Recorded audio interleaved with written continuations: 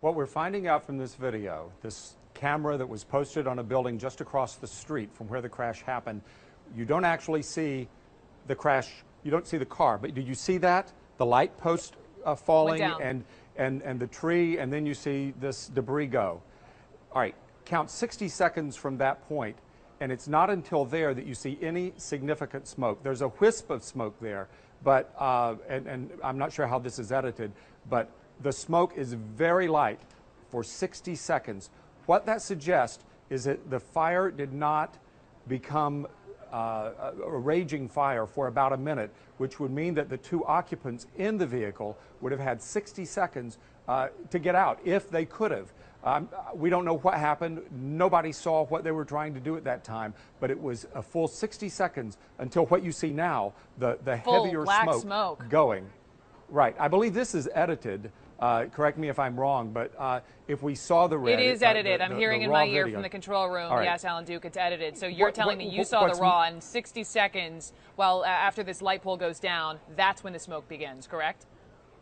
What's more, having been there that evening and seeing the scene and standing actually right at those hedges looking down as the coroner pulled the bodies from the wreckage, I can tell you the significance is the 60 seconds that you don't see smoke. Because what was happening then, that is the horror that Paul Walker and Roger Rodas were suffering. They were, at that time, all right, let's watch it again. The light post, you see it just goes down. That is real time there. Now, again, the edited, that smoke, that edit leaves out a 60-second gap there.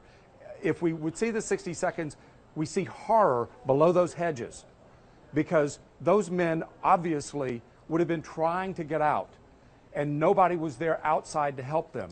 It wasn't until the flames were rising and the smoke was above those hedges that you're looking at now, about 2 minutes later, that anyone arrived with a fire extinguisher or to try to help them. We've heard of heroic efforts to try to pull the men out, but it was too late because their friends were at that charity event at Rodas's car shop about 500 yards away when they heard the crash. They rushed up. It was a couple of or 3 minutes before they got there. By the time they got there, that's what the smoke looked like right there. But it's that lonely 60 seconds of no smoke, no fire in that Porsche Carrera GT when those men were inside that vehicle, obviously unable to get out. Yeah. We'll hear this afternoon from the coroner. No, we'll hear this afternoon from the coroner. Sorry, I was going to tell you that we'll get preliminary autopsy results perhaps within a couple of hours from the coroner. Talked to the coroner investigator a short time ago.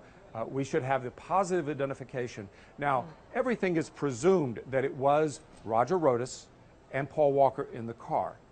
And it is also presumed, based on witness statements, that Rodas was behind the wheel, because that's how they were when they left the shop minutes earlier. However, what we don't really know, did they switch seats? Was Walker driving? We don't have any reason to believe that they did, but we don't know if they didn't.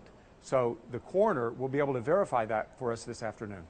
And also, in fact, if they survived the collision, to be able to try to get out for those 60 long seconds before we see the giant plume of smoke. Alan Duke, thank you so much for getting us this new surveillance video. Just horrific images to watch.